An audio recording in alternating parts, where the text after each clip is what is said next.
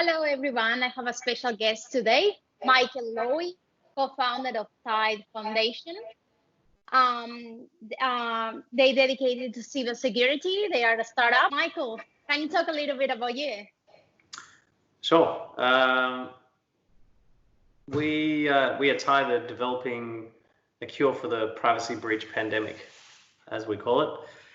A tagline that we had before COVID, but we've kept it nonetheless. You've got a situation where enterprise and government is spending billions every year on cybersecurity. There's now the added complexity of privacy compliance, which costs a fortune. Consumers have been exploited and breached and are losing faith and not trusting organizations with their data.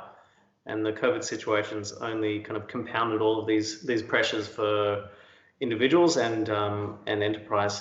And despite huge investment and all the reasons to get it right, we're seeing daily mass data breaches in the news.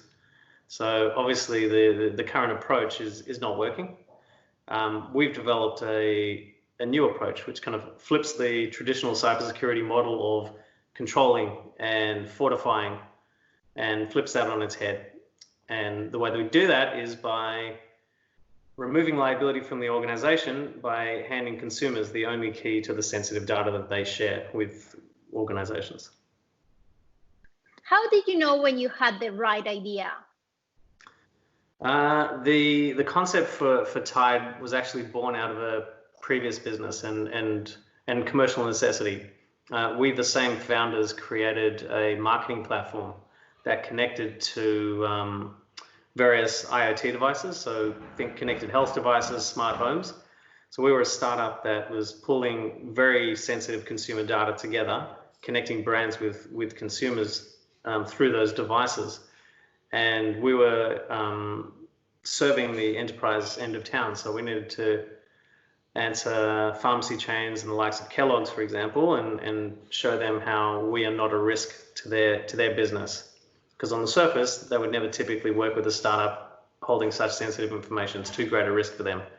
So we developed this model of how about before we collect any information from an individual, we take any sensitive data, say for argument's sake, personally identifiable information, encrypt that data and leave the only key to that information with the consumer. That then means that if we get breached, there's a whole bunch of encrypted information. Each record is encrypted with a different key, and we don't hold any of those keys. And that's what's different about our model. And it removed the risk of these enterprises working with us.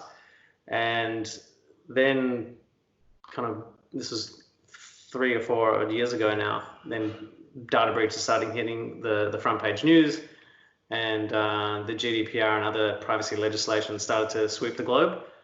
And we realized we'd stumbled on something much bigger than just solving our own problem. That sounds amazing. So what are some of the mistakes you wish you could avoid it? In the startup world, I think making mistakes or failing is pretty much part of your daily routine. The odds are typically stacked against you. You're under-resourced, you're breaking new ground, you're introducing concepts that when people often first hear them are kind of resistant to them. So I guess it depends what you classify as a mistake, but certainly failing is really just a part of figuring out what your products and your message needs to be to succeed. But if there's anything that I could change, I think from our journey, it would be earlier on, we really tried to, because we were really trying something that was quite radical in the eyes of many, we tried to water it down and kind of dress up our solution so that it was more palatable to a wider audience, whether that's investors or potential partners. And turns out, I think that was a mistake, because we really were, at the end of the day, doing something quite radical. So eventually those guys were not receptive to us, and the people and the opportunities that would have kind of clicked with us quite quickly because of what we were doing, because of the nature of what we were doing, and those guys weren't attracted to it because we'd watered it down. So once we finally embraced what we are and really kind of wore that on our sleeve, we start to attract the right partners, the right investors, and opportunities kind of manifest from there. So I suppose that's one thing I'd change if I could. How did you handle adversity and doubt on that process of creating your startup? I think, well, we're a startup, but we're certainly not kids in the basement. We've all kind of been through the ringer a number of times already. So one thing that for me personally, knowing that anything significant that I've achieved has always come through adversity and through hardship and hard work. So just kind of knowing that really, and being resilient from years of facing that kind of allows me to dig deep when I need to. Beyond that, just having other things in my life that kind of give me perspective, whether that's family or playing football or things that just remind me that whatever issue you're facing at the time, whatever that hurdle is, it's temporary and you need to put it in perspective. Probably the other thing would be to join a team or work with a team that you want to be in the trenches with. So when you're facing tough times, as you do with startups, knowing that you're kind of working with people that can always have a smile on their face and they've got your back and you can trust them, it gives you a lot of energy to kind of tackle whatever's in front of you. That's my next question, actually. How did you build your team? Very carefully.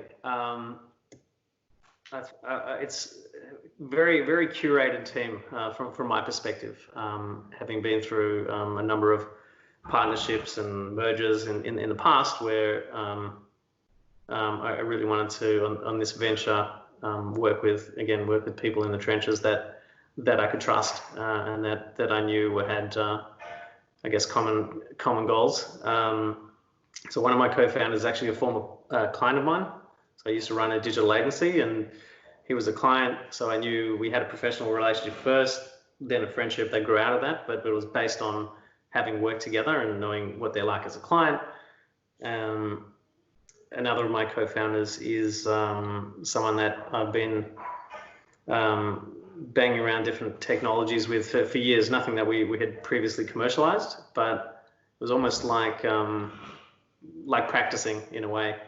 And I think it's really only over time that you kind of get to know someone and you get to understand their character and I guess for me it was important that I started this business with people that I knew well, and we had kind of a common approach, not necessarily the same skill set. It's important that kind of we rounded each other out, but the character was important.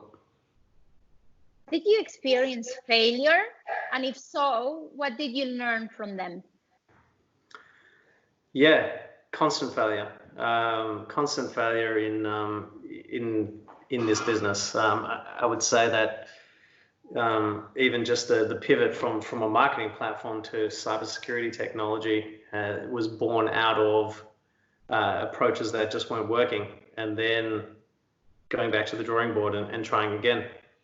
So each time we would hit a brick wall, we would figure out a way around it or over it or through it or make the wall disappear. But that only comes from trying, really. Thank you so much, Michael. We appreciate it.